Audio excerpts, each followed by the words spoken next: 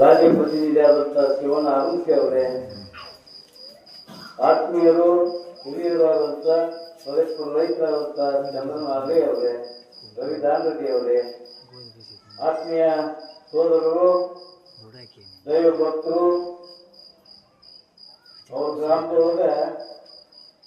ಸಂಗೀತ ವೃತ್ತಕ್ಕೆ ಸಾಕಷ್ಟು ಶ್ರಮ ವಹಿಸ್ತಕ್ಕಂಥ ಆತ್ಮೀಯ ಸೋದರರಾದಂತಹ ಸ್ಪೆಷಲ್ ಇಟ್ಟಿಗೆ ಅವರೇ, ಆಕಾಶವಾಣಿ ಕಲಾವಿದರಾದಂತಹ ಚಂದ್ರಪ್ಪ ಕೊಳ್ಳರ್ ಅವರೇ,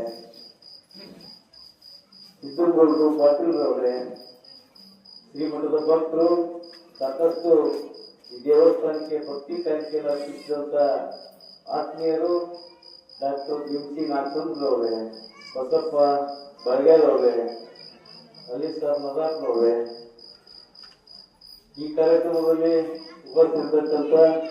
ಮಾಜಿ ಗ್ರಾಮ ಪಂಚಾಯತಿ ಅಧ್ಯಕ್ಷರಾದಂಥ ನೀರು ಕಂಬಳೆ ಅವರೇ, ಈ ಮಠದ ಭಕ್ತರು ಆದಂತಹ ಮುಖನ ಉಲ್ಲಾಸ್ ಅವರೇ, ಸಾಕಷ್ಟು ಸವಿಸ್ತಾರವಾಗಿ ಬಸಯ್ಯನವ್ರ ಬಗ್ಗೆ ಮಾತನಾಡಿದಂತ ಶಿಕ್ಷಕರಾದಂಥ ಬಳಕಾಪುರವರೇ, ನಮ್ಮ ಗ್ರಾಮದ ವ್ಯವಸಾಯ ಸಹಕಾರಿ ಸಂಘದ ಅಧ್ಯಕ್ಷರಾದಂಥ ಅಂಜನಗೌಡರೇ, ಕುಮಾರ್ ದಾಂಡರೆಡ್ಡಿ ಅವರೇ, ವೀರಣ್ಣ ಗಾರೋಡ್ ಅವರೇ, ಗ್ರಾಮ ಪಂಚಾಯತ್ ಸದಸ್ಯರಾದಂಥ ಒತ್ತಟ್ಟಿ ಅವರೇ, ಇಲ್ಲಿ ಶರಣಬಸವೇಶ್ವರ ತೊಟ್ಟು ಕಾರ್ಯಕ್ರಮಕ್ಕೆ ಆಗಮಿಸಿದಂಥ ಎಲ್ಲ ತಾಯಿಯರಿಗೆ, ಗ್ರಾಮದ ಭಕ್ತಾದಿಗಳೇ, ಎಲ್ಲರಿಗೆ ನಮಸ್ಕಾರಗಳನ್ನು ಸಲ್ಲಿಸುತ್ತಾ, ವಿಶೇಷವಾಗಿ ಇವತ್ತಿನ ದಿವಸ 26ನೇ ಬೆಳಕು ಕಾರ್ಯಕ್ರಮ. ಈ ಬೆಳಕು ಕಾರ್ಯಕ್ರಮನ ನಾವು ಈಗಾಗಲೇ ಸಾಕಷ್ಟು 25 ಕಾರ್ಯಕ್ರಮಗಳನ್ನ ಮಾಡ್ಕೊಂತ ಬಂದೇವೆ. 26ನೇ ಬೆಳಕು ಕಾರ್ಯಕ್ರಮವನ್ನ ಉದ್ಘಾಟನೆ ಮಾಡಲಿಕ್ಕೆ ನಮ್ಮ ಗ್ರಾಮದ ವೀರನ್ಗೌಡರನ್ನ ನಾನು ಎಲ್ಲ ಮೂಲಕ್ಕೆ ಹೋದಾಗ ಅವರಲ್ಲಿ ಸಿಕ್ಕರು. ಕಂಬಳಿಯವ್ರು ಬಂದ್ರು, ವೀರನ್ಗೌಡರು ಬಂದು ನಮ್ಮ ಹತ್ರ ಅದಾರ ಅಂತ ತಿಳ್ಕೊಂಡು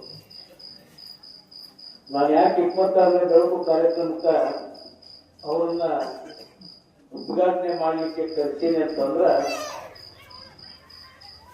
ನಮ್ಮ ಗ್ರಾಮದ ಸಾಮಾನ್ಯ ಒಬ್ಬ ರೈತ ಕುಟುಂಬ, ಆ ರೈತಕಿ ಜೀವನವನ್ನ ಇಲ್ಲಿ ಮಾಡಿ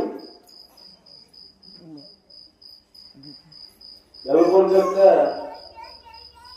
ಅವರ ಶ್ರೀಮತಿಯವರ ಒಂದು ಆಸ್ತಿಗೆ ಅಲ್ಲಿ ಹೋಗಿ